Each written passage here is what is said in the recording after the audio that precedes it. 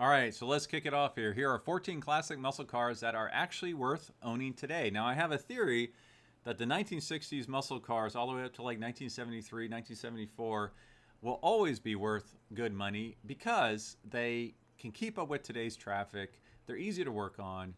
They usually come with some decent options, or you can add options just fine. And there's a ton of aftermarket suppliers out there. So I think if you have a muscle car, pony car, sports car from the 60s or early 70s, hang on to it. It's not going to lose value. It will always be desirable. All right.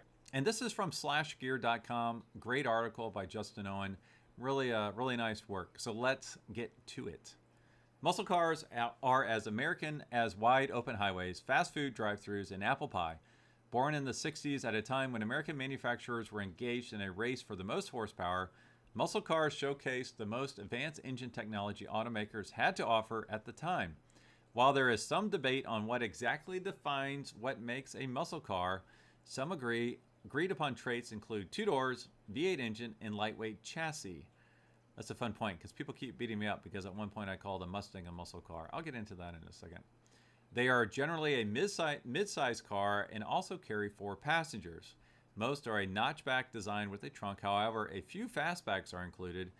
One trait they all share is horsepower and lots of it. The heyday of the muscle cars was in the period of the late 1960s and early 1970s before a global oil crisis and regulations on safety and emissions started to spoil the fun.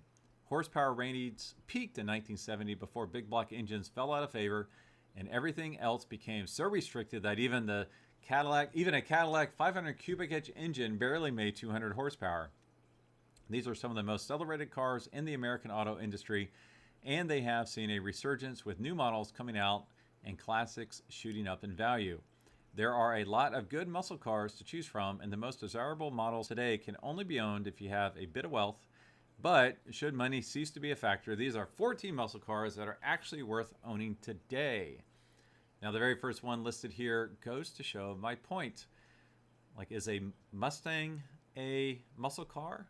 I will make the argument that the 1968 and a half with the 428 big block engine, that is definitely a muscle car. But for this article, they mentioned the Shelby GT350. Carroll Shelby is a legend of American auto manufacturing and racing. He put together the car, the GT40, that helped Ford beat Ferrari at Le Mans and cemented his position modifying cars for Ford Motor Company. In the first full year of production for the all-new Mustang, which was already breaking sales records, Shelby got a hold of a fastback version and created what would be the first of many ultra-fast Shelby-branded Mustangs, the Shelby GT350. According to CJ Pony Parts, this car was originally conceived as a machine for racing, and copies were built for the street and the track.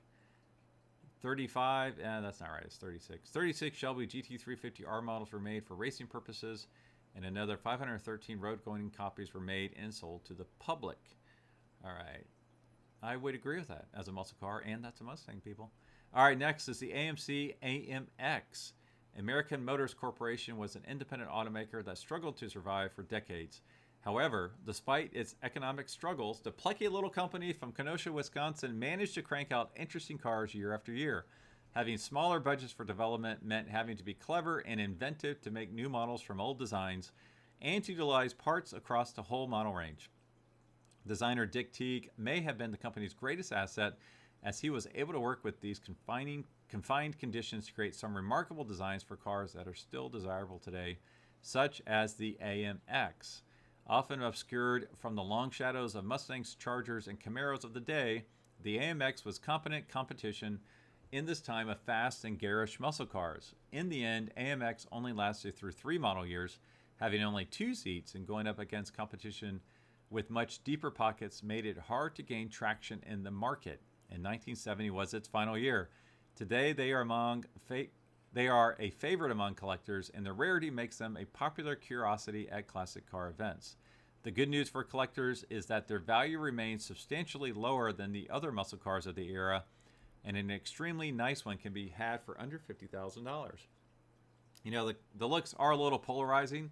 I wouldn't call them attractive, but I'm actually, as I get older, I start liking them more and more and more. All right, next is a beautiful car, the Dodge Challenger. Dodge came a little late to the pony car party. Plymouth had been running the Barracuda against Mustangs and Camaros for some time when Dodge released its Challenger in 1970. The first generation Challenger, according to the State Journal Register, was only on sale for 4 years, and its total production was rather low compared to the Ford and GM pony cars of the time. Only just over 165,000 units were made. The oil crisis hit hard and killed fuel-thirsty muscle cars, especially the Hemi 440s, the 426, and 383s. A Challenger note from the time is the TA Challenger, which was equipped with a 346 pack, meaning it had a trio of two-barrel carburetors, same as my 66 GTO. Now, if you've listened to me before, you know I love those TAs and also the AARs. Those are just beautiful, little, cool muscle cars. While the Challenger was dropped in 1974, the name was revived when it was placed on a imported Mitsubishi Galant coupe with a 4-cylinder engine. That's horrendous. It was much smaller and had half the cylinders.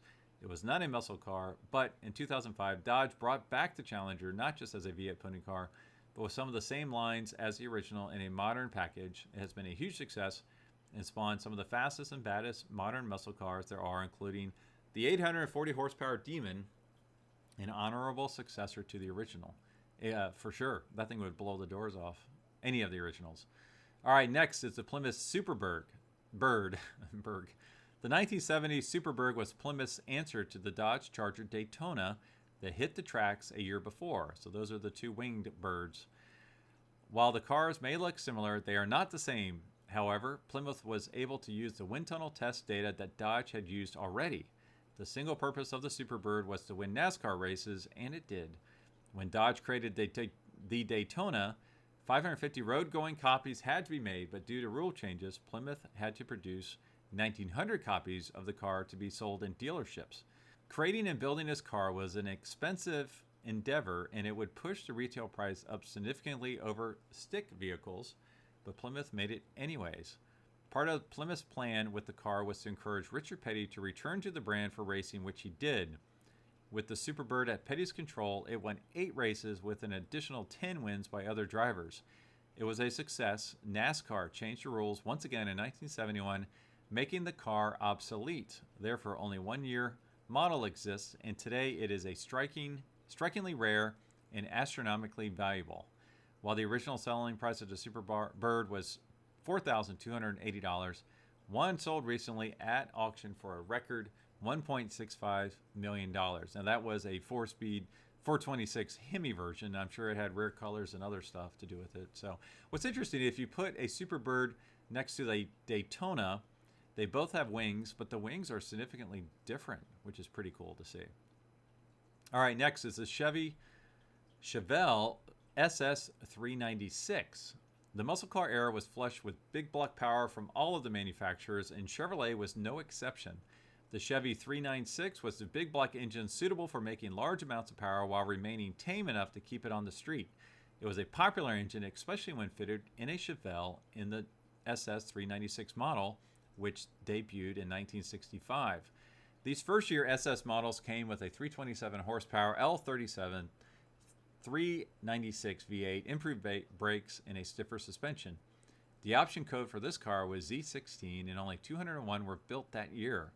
The SS396 was a popular seller over the next years of sales, but it became an option for any car in the second-generation Chevelle rather than a specific model. Today, the SS396 is among the most collectible Chevelles made and one of the most collectible Chevrolets from the period, especially convertibles, as few were produced. RM Sotheby's lists one in 2008 with a winning bid of $74,000. It is likely that value would double today. However, should one be found run down in a barn somewhere, parts are easily obtainable, and an old wreck can easily be found turned into gas-powered gold. All right, next is the Chevrolet Camaro ZL1. This is a big dog. Using GM's special order system, a clever dealer in Illinois specially ordered a Camaro with the built for racing ZL1 427 V8 for inventory, resulting in a total of 69 being produced. At the time, the ZL1 engine code was a big block 427 V8 that was all aluminum construction for race cars, whereas consumer engines were iron and weighed 100 pounds more. Official output for the engine was 430 horsepower, But according to Motor Trend, actual output was likely north of 500. Same hand-wringing was involved in getting the cars from Chevrolet, as project managers did not want to build the cars and set a minimum order of 50 units. Chevy dealer Fred Gibb agreed to the order of 50 cars, and they headed into production. 37 would eventually be returned to Chevrolet, and those were subsequently sent back out to other interested dealers. These performance-oriented models originally sold for around $7,000, which was a higher price than a new Corvette at the time. But things have changed since then. High-performance vehicles tend to hold value well, and special editions can fetch high prices as the cars age.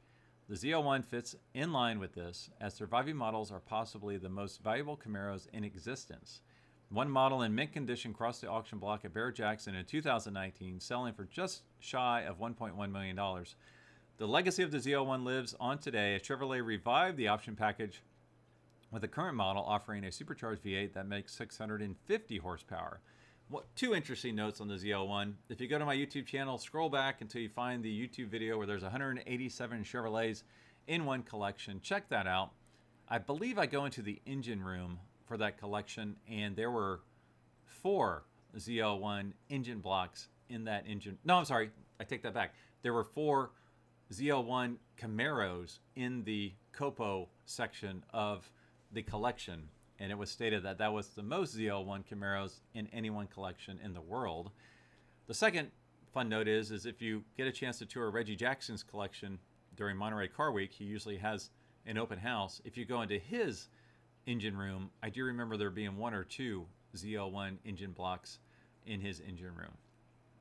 All right, next is the Dodge Coronet RT. In 1965, Dodge reduced the size of its full-size cars in response to market trends. That decision, according to Hemmings, was a bit foolhardy, as other manufacturers did not follow suit, and that left Dodge's cars looking small by comparison. The new smaller car was then introduced as an intermediate size and used a revived name from the 1950s, the Coronet.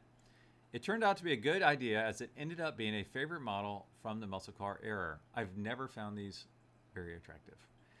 While the Coronet was smaller than the large family of cars at the time, it put it at a great size for competing with other muscle cars such as the Pontiac GTO or Ford Torino.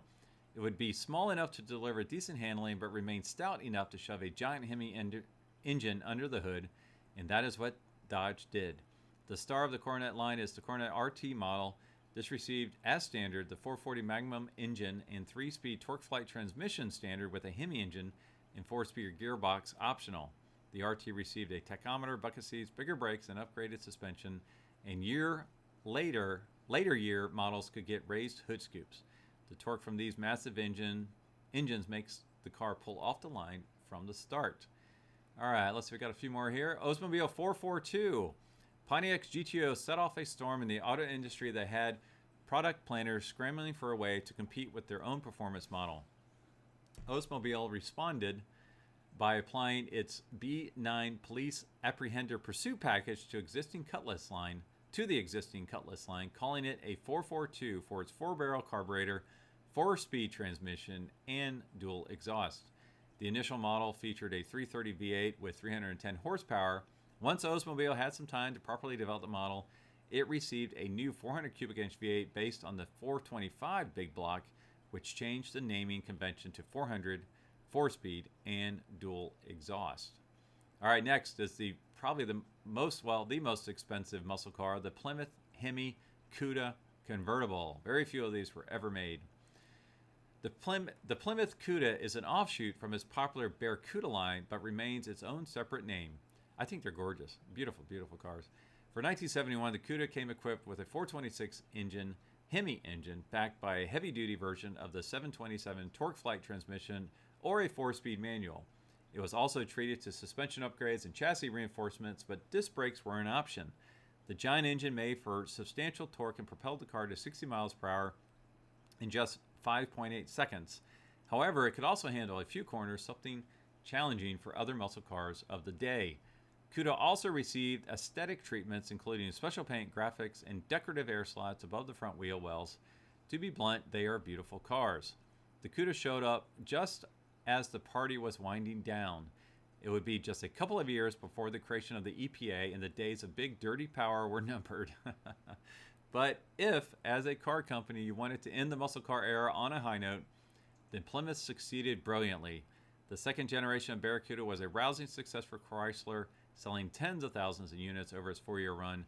However, Hemi Cuda sales were much more limited, as the company's high-performance packages made them significantly more expensive. Therefore, only 652 Hemi Cuda coupes were built, with an additional 14 drop tops. As a result, in 2021, one of the convertibles went up for auction with Meekum and failed to meet the reserve with a bid of $4.8 million. Now, I haven't confirmed this, but I've heard of those 14 cars, one guy has like, I don't know, 5 or 6 of them, which is kind of keeping the market high up there. I don't know. Be interesting to know if that statement was true, but I've heard that from quite a few different folks. All right, next is the Dodge Charger RT Hemi. Dodge released the first Charger in 1966 as its first fastback intermediate racer.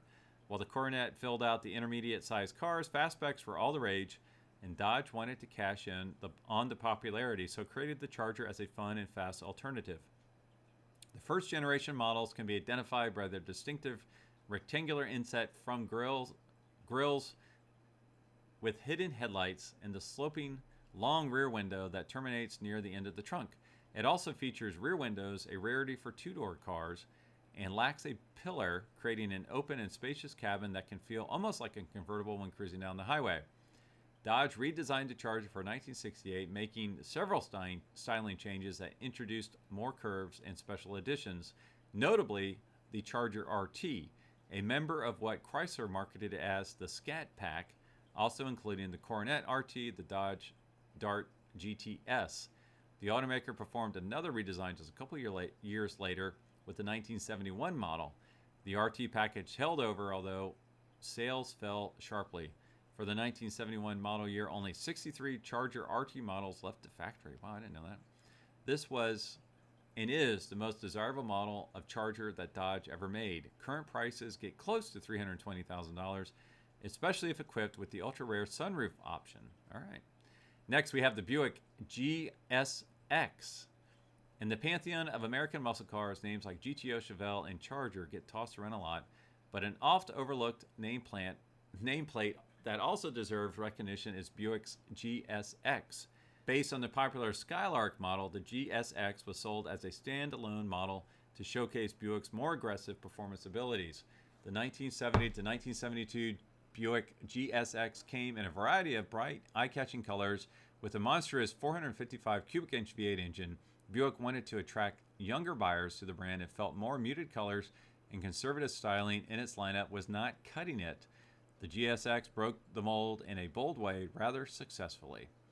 While the GSX did successfully bring out the flair and attitude of a younger and more aggressive buyer, it did little to boost sales. Buick moved 678 units of the GSX in 1970, while the Pontiac GTO Judge surpassed 3,000 units, and the GTO nearly hit 4,000. Owning a classic muscle car like this brings some unique advantage over more well-known examples. Pristine examples of a GSX will be expensive, but not overly valued like some of the auction stars from the period. But perhaps the most gratifying benefit is that at a classic car show, a Buick GSX will draw a lot of attention from curious enthusiasts who may not be familiar with it, leaving ample opportunity to talk about it with like-minded fans. Current listings from Hemming show that perfect condition examples can be had for about $50,000. All right, we have got 3 more here. The next one is the Pontiac GTO, the Judge. Here comes the Judge. John DeLorean is often said to have kicked off the muscle car era with his Pontiac GTO performance model of the Le Mans. It proved to be a wildly successful project, and the model remained a part of the Pontiac lineup until 1974. DeLorean later wanted to release a model that appealed to younger buyers with performance in mind. His car ended up featuring a 400 cubic inch V8 with a ram air induction hood, Hurst shifter, functional rail spoilers, wider wheels, and custom decals denoting the special model. According to Stylodrome, he was a fan of Sammy Davis Jr. on the popular comedy show Rowan and Martin's Laugh-In, and he called it the Judge, a reference to Here Comes the Judge skit. It was bright and brash and originally came only in one color, orange, which was officially called Carousel Red. While the initial idea was to make a more affordable performance package for the GTO, the Judge's price was higher by a fairly large amount. The Judge performed well in terms of sales, with nearly 10% of GTO production coming with the special package. As much of a shot in the arm the Judge provided for Pontiac, the writing was on the wall for muscle cars, and 1969 will be the only year it made it to dealers. The unique package offerings and graphics package make it a highly desirable car to own. Recent sales on Bring a Trailer so that you will need up to $100,000 to get one for yourself. All right, two more. Let's see. The Ford Boss Mustang 429, 1969-1970. Modern Mustangs offer a range of options for those who want huge horsepower numbers that include supercharged and turbocharged engines with direct injection and complex digital controls. In 1969, the only option for gaining horsepower was to gain displacement, and that is why the 1969 and 1970 Boss 429 is king of classic Mustangs. The Boss 429 was part of Ford's desire to make faster cars to win on the track.